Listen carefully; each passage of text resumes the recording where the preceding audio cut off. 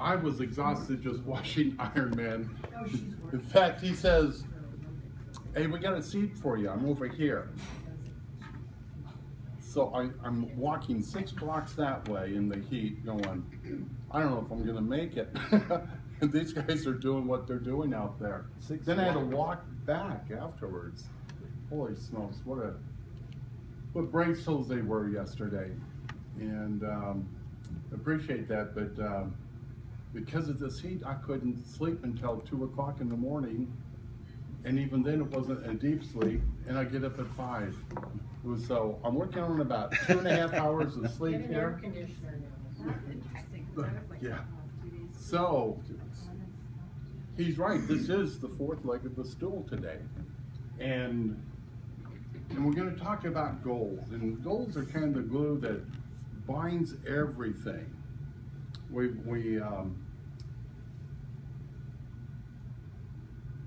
We've talked about 4 elements, and really what we want to do next week is pull all 4 elements together, because truly what we each need is a mission statement, a vision statement with each of these 4 elements involved. So let's explore this.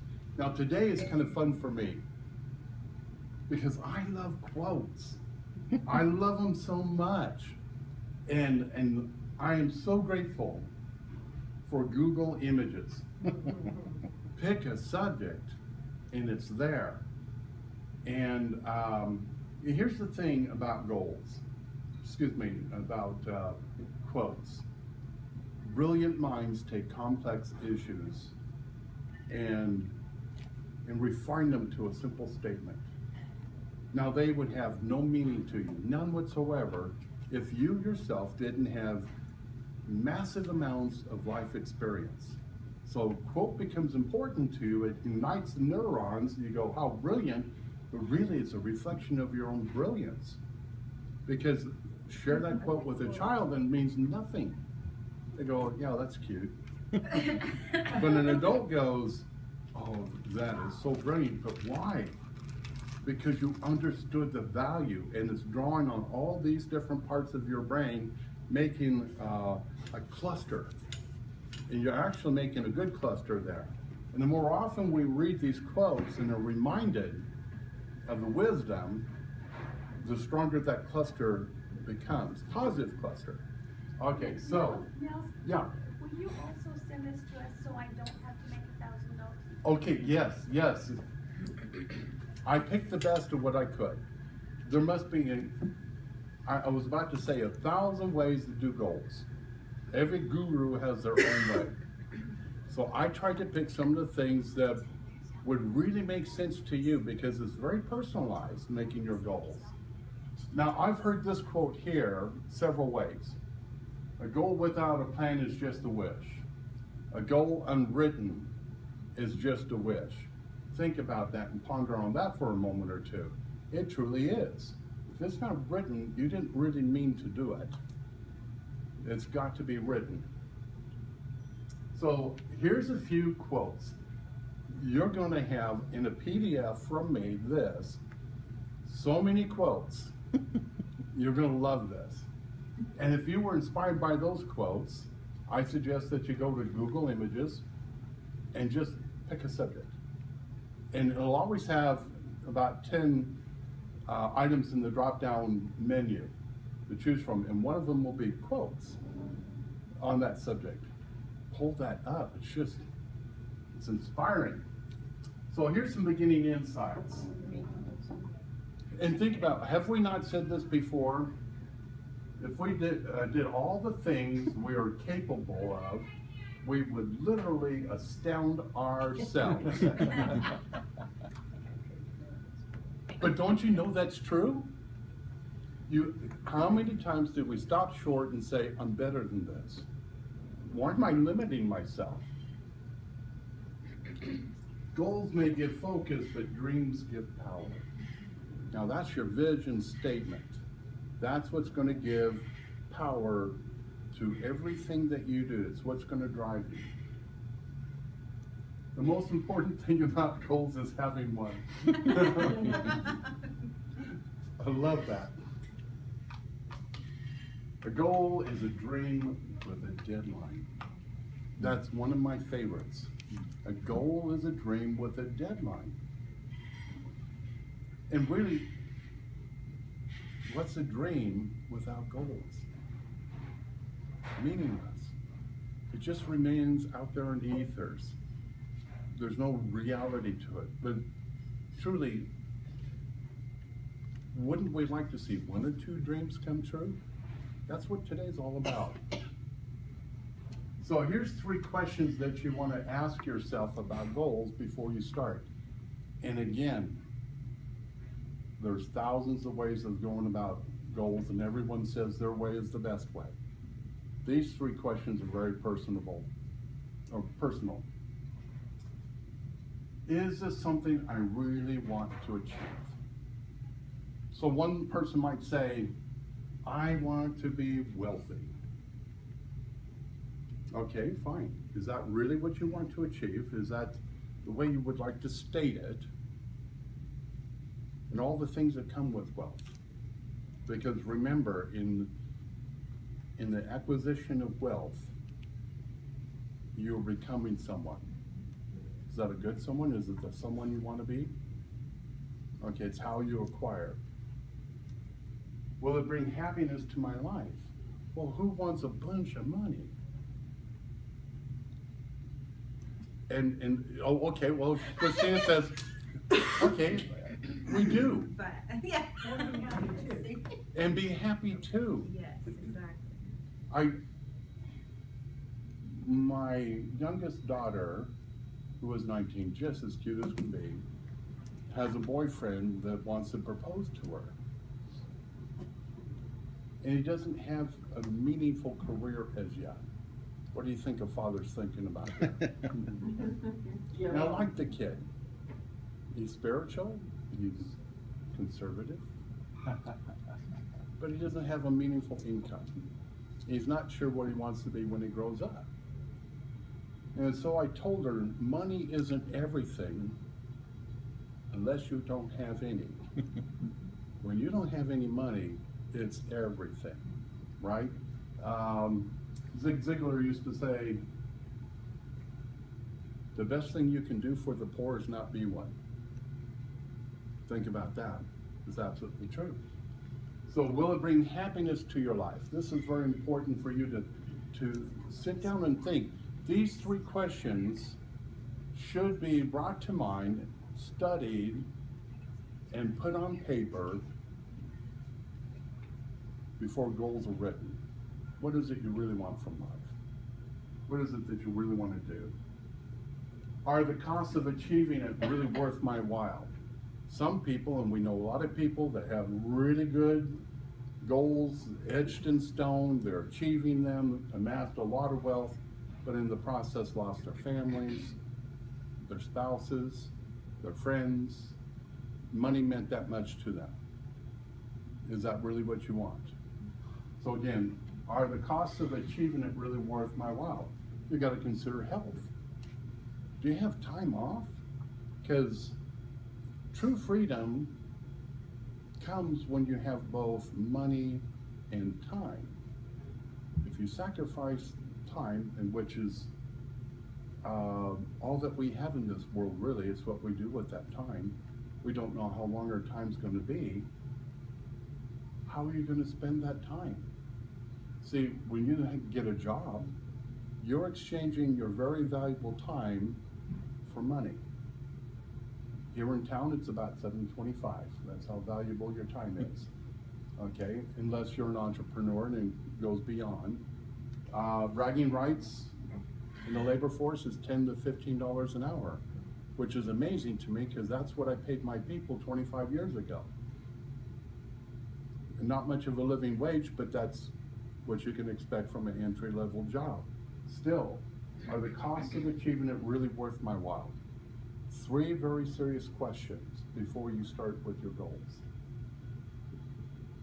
Okay, how many people have heard of SMART? It's wonderful, isn't it? Okay, so I'm going to draw on you. Let's start with the first one. Be specific.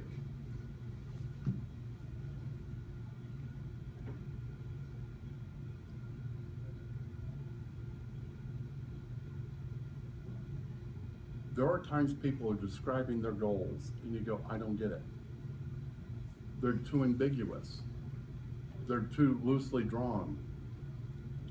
In fact, a good question to ask is, as you're doing your goals and living and trying to achieve them, would an outsider be able to recognize what you're doing? That is a goal you're working on. Would it be clear to us? If it's not clear to an outsider, then it's probably ambiguous.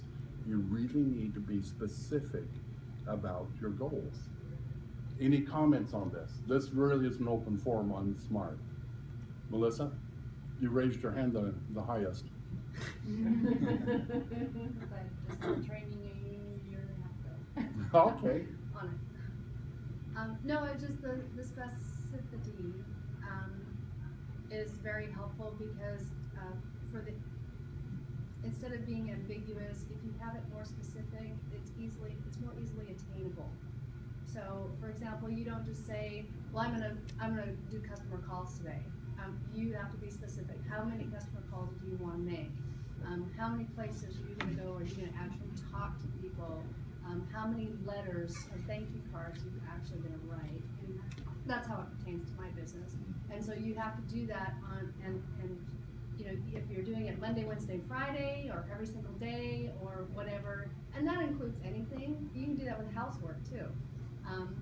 Oh, yes. And sometimes you have to. You know, the laundry is going to get done every Saturday without fail. That's it. And if you have those specific goals, they're much more easily attainable. Agreed. Than just saying, well, I need to do this. This needs to be on my list. And I've got to get it done sometime because Miss Procrastinator over here is very good at saying, oh, I'll do it tomorrow. Some of us excel at Got really good at it. sophisticated avoidance. You're right. Yes. And also, I think if you get really specific, you recognize it when it's standing in front of you. When you say, I want this to happen, you say, well, holy cow, it's here. You know, that you find yourself recognizing that what you work for is actually there. Yeah, in it, unless you know, I've said, okay, I need to replace my car. I want to have this kind of car and I want a red one. It's remarkable how many times I have found that red car. Yes, because you told your mind what you want. And so when I'm looking across the selection of what it is that I want, I said, well, there it is. Huh, right there. So I said, that's one of the gifts of being specific, is that you recognize it. And that's one of the things, I've been seeing Bill Jung at the Small Business Development Center 7 years ago. And that's one of the things that I think he gets most frustrated with me, because he'll say, okay, what's your goal? Well, I want more customers. Okay, how many?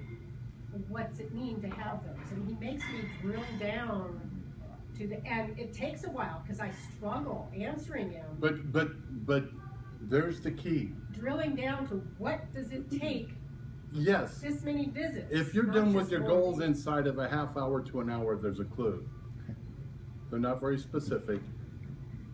You have to drill all the way down to Drill what's it all the way gonna down. We're take going to get cover there. that. We're going to go step by step. In fact, you would think that a contract with an attorney would be very specific, but contracts written by attorneys are anything but specific, filled with legalese, right? And there's a reason for that. Weasel clauses, and they're more ambiguous to the layman, and it provides future business for the attorney. But again, we don't need an attorney doing our goals for us. They need to be more specific and honest than what a contract would be. Okay, they need to be measurable. That's what you were more specific with. How many calls are you going to do a day? In fact, there's such a thing as when you do something often enough, a ratio will appear. That's Jim Rohn. When you do something often enough, a ratio will appear, meaning it's quantifiable. I go out and see 10 people of which I make one sale. Well, what's that tell you? If your goal is to make 5 sales a week, how many people do you need to see? 50 people. Okay, and you can always get better. You can always get better, and generally it does. So eventually you can do 2 sales out of 10, 20%. 3 sales out of 10 is about as best in the very best of salespeople can do. Now, we're not all in sales, but I'm using this as an example.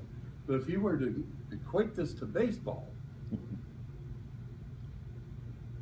if you could hit the ball 3 times out of 10, what are you? You're batting 300. What do you do when you bat 300? You're getting paid millions of dollars. Now, it's also saying that you struck out 7 times out of 10, but you got 3 hits, and they pay you lots of money for that. There's a clue in that. It needs to be obtainable, but I caution you, if we don't have goals that stretch us, remember, what is easy to do is also easy not to do. It seems like a dichotomy, but it's not. What is easy to do is also easy not to do. So we need to stretch for that, but they need to be attainable. Sometimes, for example, if I was in my business and they're with Legal Shield and someone wants to do the business, I'll say, well, how much money do you want to make? Oh, I want to make $50,000. Okay, so how much a month? Or whatever that is a month, you know. What is that? A little over $4,000 a month. Okay, well, how long are you willing to work for that? Well, I'll work. If I can start making that in 6 months. Okay, and how many hours a week are you willing to dedicate to that? 2 hours. Something's wrong with that picture, isn't it? So you got to ask them, let's see, you're working for ABC company, and you're making how much? They're working 8 hours a day? See, it has to be attainable, but not so attainable that you really don't take it serious. Stretch. Relevant. They kind of covered that in the previous issue. It's got to have meaning in your life. Without the meaning, the purpose, that it fits your life values, then it's no longer relevant to you. You're not going to really pursue it. You've got to be honest with yourself. And then the last one is time bound. And again, we were talking about time. If there isn't a deadline, then things have a tendency to go on. There's no sense of urgency. Truly, almost anything that we have in life, if it's worth living, worth pursuing, there needs to be a sense of urgency behind it. Don't you just love to be around people, not panicked, but have a sense of purpose and urgency? You're just drawn to them. There you go, goal setting. And there's your chalkboard. You can take that home with you. I kind of like this. When I saw that in Google, there you are. Set your goal, make a plan, get to work, stick to it, reach the goal. Just kind of good graphic there, we'll move on. Again, Jim Rohn, if you haven't discovered this, he's my hero. I just love that man. Discipline is the bridge between goals and accomplishment. It's a simple concept. It paints a picture of value. The plan your work and work your plan is a common statement. So let's discover what that might be and include. What will it take for you to accomplish your goals? Kind of goes back to those 3 questions. It's just as pertinent. What will it take to accomplish your goals? And you got to explore that. And as Connie said, Bill Forster, to build down. So I want this, well, how will you achieve that? What's it going to take? Time, money, sacrifice? Keep going, well, what does that mean? Well, what does that mean? It's like a psychologist Yeah, going, he is, yeah. so what do you think? So what do you think? I don't know, I'm paying you to tell me. What Begin with the end in mind. Don't do anything that you don't know what the end goal is.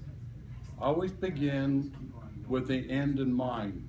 And that's a whole seminar by itself, just in that statement. It's like if you're calling on a customer, you set your intention.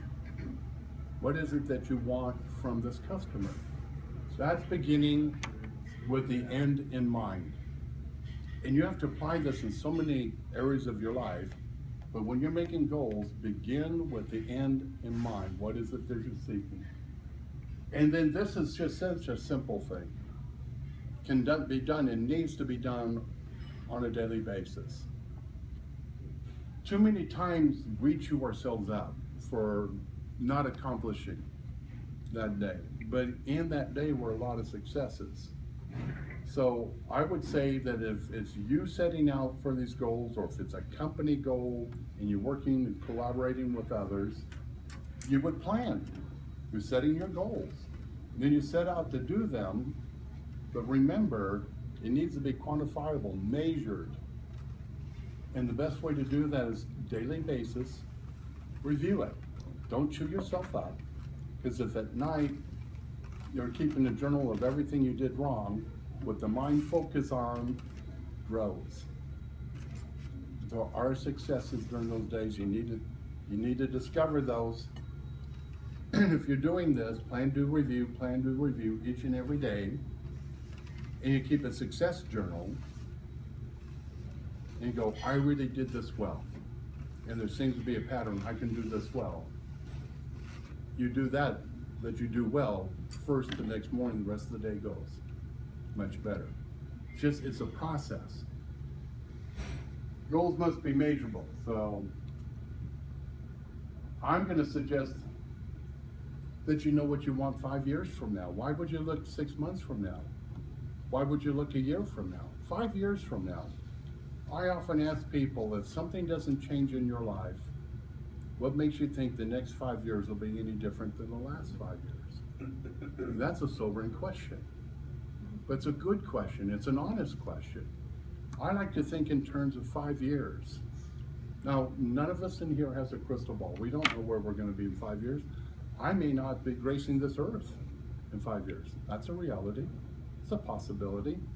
But I'm going to act as if I am. And if I'm going to be here 5 years from now, what is it I want? And so now we're starting to measure this. Of that, know what you wish to achieve in a year from now and work backwards. See,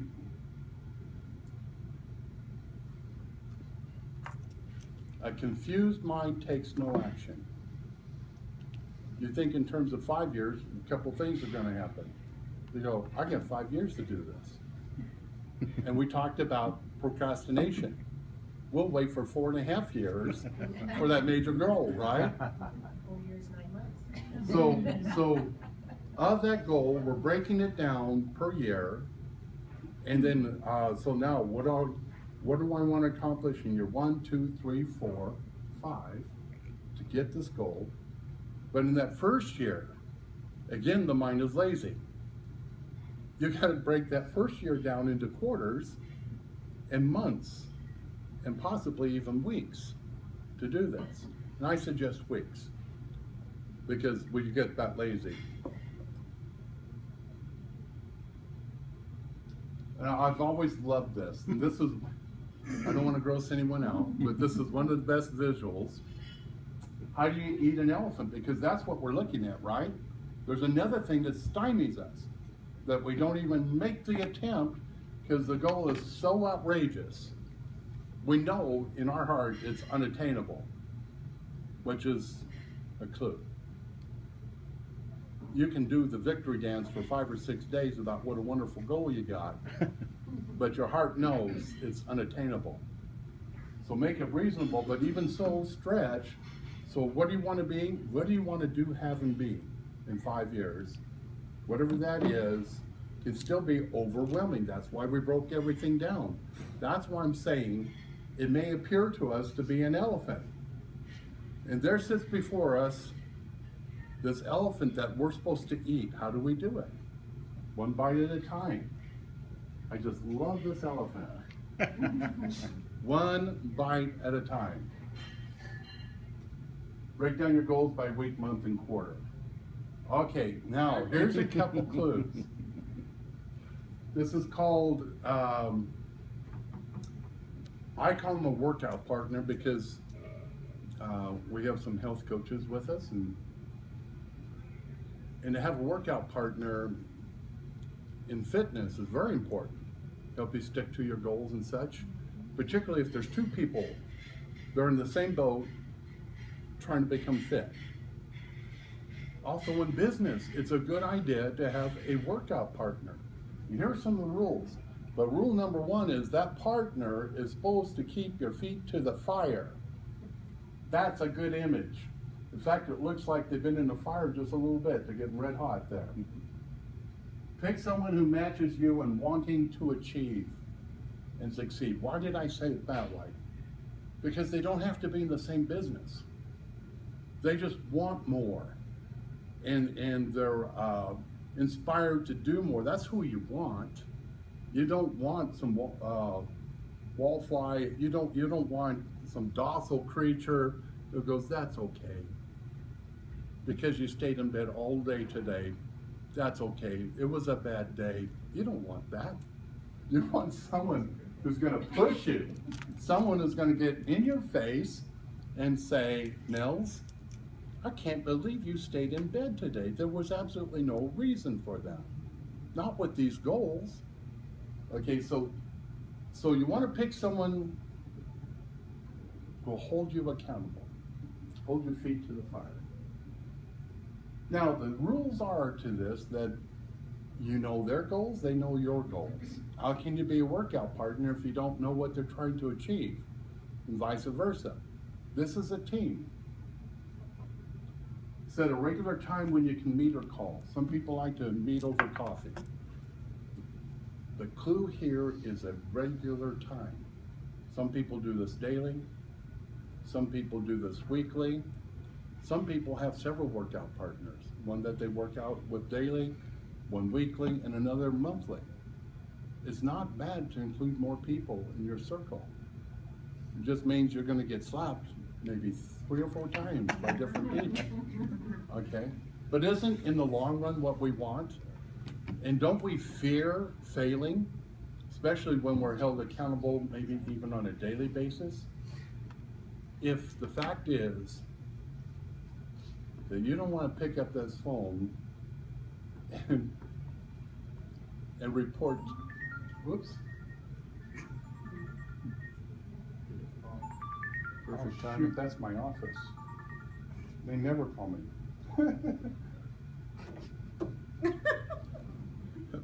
Corporation. Okay. Where was I? Just about somebody to Oh, if you don't want to make that call, you don't want to make that call or answer the call. If you don't want to make that call, there's a clue again. See, in our life, we're always looking for clues. But I guarantee you, when you slammed it, you can hardly wait to get on that call. And isn't that the way you want to live your life every day? Workout partners can be very essential. Hold each other's feet to the fire as well as celebrate. There's the other side of this. For this person that's been slapping you around, isn't it nice to get a compliment and go, yahoo, congratulations, I'm so proud of you. That's very meaningful. Now, I believe, here are these quotes. I'm just going to send these to you. If you don't build your dream, someone will hire you to help build theirs. Have a dream and follow it. Have a plan and stick to it. Have a goal and achieve it. Don't set your goals by what other people think is important. Only do what's best for you. Ever so important. Don't follow the main drumbeat of society. For me, that would have been disastrous. because I'm ADD, ADHD, hyperactive. Well, I was.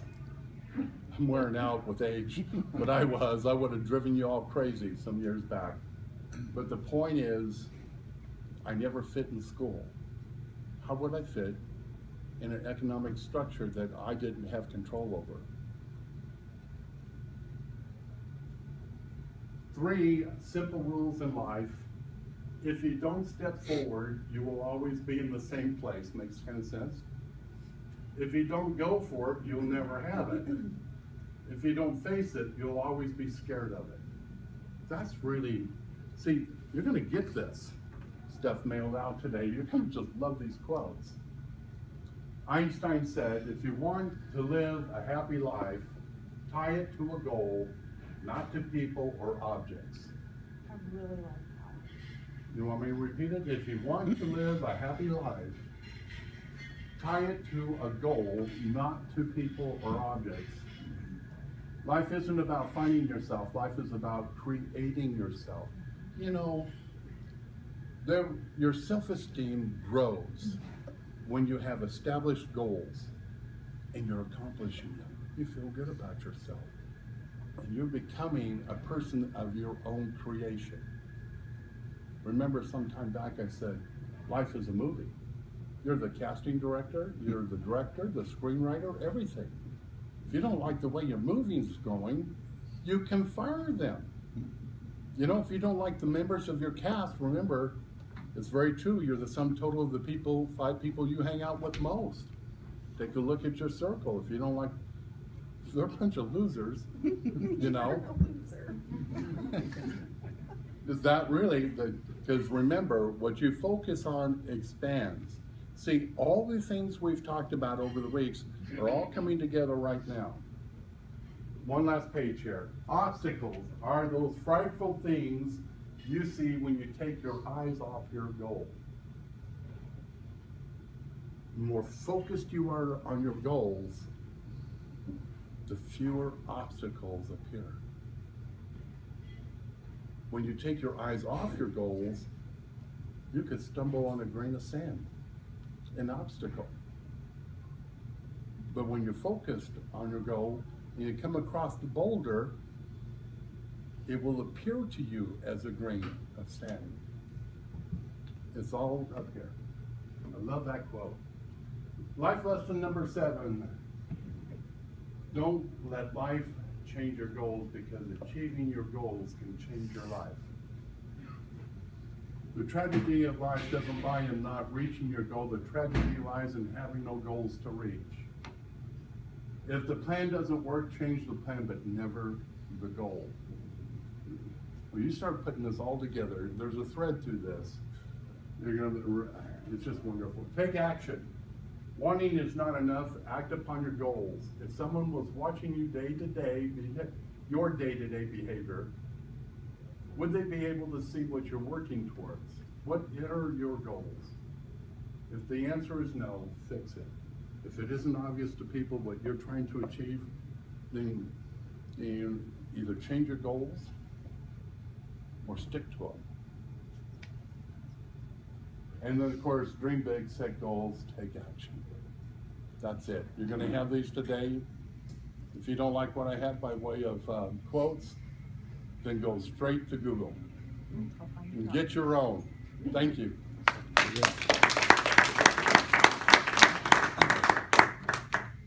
When I started getting